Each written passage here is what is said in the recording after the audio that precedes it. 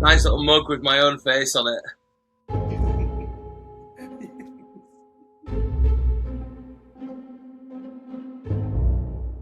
Shall I ask first? Go for it. I Okay. am a book which is now opened. And allow the story to commence. Um, so, Ray, how did you prepare for the role? I kind of prepared. I thought about this. I kind of prepared like each day as each day went by. Like, because we were so stuck in the room for so long. Hmm. I kind of just spent all my time waking hours in that room trying to go as mad as possible to make it a bit more believable. Yeah, yeah. Okay. Um, Yeah, it's quite weird when you think about it, but it helped. I did go mad. yeah, we did. We got pretty stir crazy in there, to be fair, didn't we? Oh my gosh. Yeah, Ah, it was it was an so hot as intense well. set. What was your reaction when you first read the script? Oh god, I was so excited. Literally buzzing. This is my debut, really, for a project of this size. Um, I was pretty fresh out of drama school when I first read the script. Obviously, Amber Pictures and Jim gave me my first opportunity to really get myself out there. So it's like having that feeling to be able to see the script like this dream and knowing that you can contribute to it. Also, it's quite funny. It's actually quite funny. Like I found myself, It is. like I found myself enjoying the topics. It was a good read. It was a good read. If I wasn't in the film, I would still enjoy reading the screenplay. So first reactions, just buzzing and also a little spooky. How do you get into the mindset for a horror film compared to other genres? Don't really know. I guess I just have to take it for what it is. Like, believe everything that's going on, really. Yeah. Just literally just play along, like, and fully believe it and commit. Because obviously, like, it's a bit of a, it's not real. So, yeah, yeah, I've not done too much horror anyway. So that was, I guess, was just the best way was to just try and just believe it as much as possible. Mm. What aspects of your character do you find most interesting or relatable? Within every human being, I think there's that deep desire to self-preserve. Like it's how we've got to this point as a race. So I think for any one person to say that they are completely selfless, it is a lie. Like everybody has that because it's how we survive. So I think Tim, there's a little dark part of Tim in everyone, and I think it was nice to be able to play that out to the max and just get a little bit of release, a bit of sweet release. Are you a fan of horror movies? Like, do you like? Outside of the context of this, are you a fan of horror movies? And if you are, then what's your favourite horror movie? So, when I was a kid, I was like terrified of horror. I watched Jeepers Creepers 2. Oh, I know, and I was terrified for like maybe I'm talking like a couple of years on yes. end of horror films. I couldn't watch them. That's why I grew up on comedy. What's the song? What's the um, song? Jeepers, Jeepers Creepers, can I get those peepers? Were there any particular inspirations or references you used for your character? Yeah. I am a massive fan of Shane Meadows movies. And so This Is Yeah, yeah. England, like all the This Is England franchises. Um, and without dropping any names, well, actually, I'm going to drop a couple of names. One of my favourite actors, a guy called Joe Gilgan, and he plays one of the characters. He's the guy in the Sky, Brassic. If you've seen Brassic, he's the guy that wrote and stars in that. He's in Misfits, a load of things like that. I think the way that Tim has this kind of like slightly comedic, dark, thrashy outlook on life, and a lot of his lines are just so abrupt.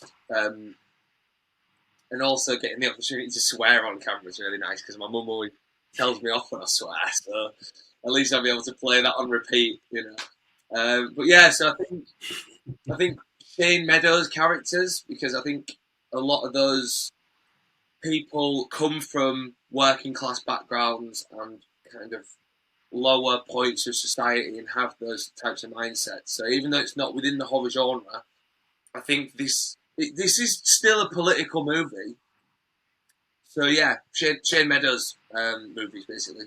Out of everyone on the cast, don't stitch me up here. Out of everyone on the cast, who is the biggest scaredy cat in real life? Russell. Yeah. Russell. Why? Russell.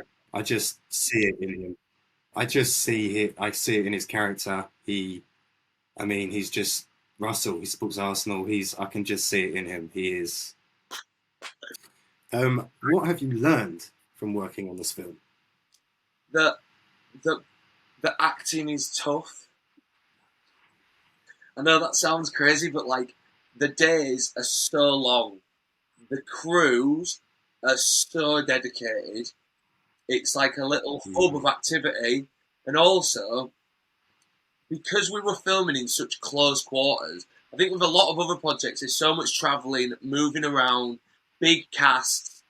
With the Apocalypse Box, it was kind of like the family-owned, the family farm shop version of a big budget horror movie. And it was basically all filmed in one room. So that sense of community and togetherness, I think, is something that is something that everybody should be able to take from. To be honest, that's something that I definitely. Mm-hmm. So touching back on what we were speaking about before, obviously about spending so much time filming in the one room. What was the hardest part about the whole process of filming? It was, I think, just there were like days when like the heat and the room did sort of get to you a little bit, and it was just trying to sort of like push through, especially like because Jim was like all the way through. Jim was like unbothered. He was so calm and happy all the time, and I was like, trying to like take example from him a bit because he was when I felt myself getting a bit like ratty and tired. I was a bit like, this is that was probably like the hardest bit was just trying to sort of stay. Hey, gonna run out of wool. Carry on because I'm sure that they won't be seeing me. Needs must. Nice little mug with my own face on it. Can you tell me about one of your favourite memories on the shoot? One of my favourite memories on the shoot. It'll have been day 2. So obviously we were filming in Southampton, so I got the train down to Southampton. Obviously, me being completely new to the whole just filming on location feature film kind of vibe, I was absolutely terrified to meet everyone because I thought, oh my gosh, I am the newbie, I'm the fresh outlier. Like these guys are going to have this wealth of experience. What if they don't like me? Which is, to me important. So yeah, it will have been day 2. And it was so hot. And we were just starting to get into the filming of everybody was in, what do you call it, the lecture room together. And we were all in the green room, the dressing room, getting our makeup done. Everybody came in the morning, like Russell had the paper under his arm, Leslie was making the teas, Corin and Lola were chatting. I think we might have had like a few words about whatever. And it just felt like this movie's gonna work. Like it just felt like this vibe, this atmosphere that we have together, is gonna make something beautiful. So hopefully, when everybody watches it at home, they will also see that. Who's your favourite cast member? If you had to pick a cast member, who's your favourite? You put me on a spot because it's you. It's like you're. Well, yeah. I liked your character. It's the most likable.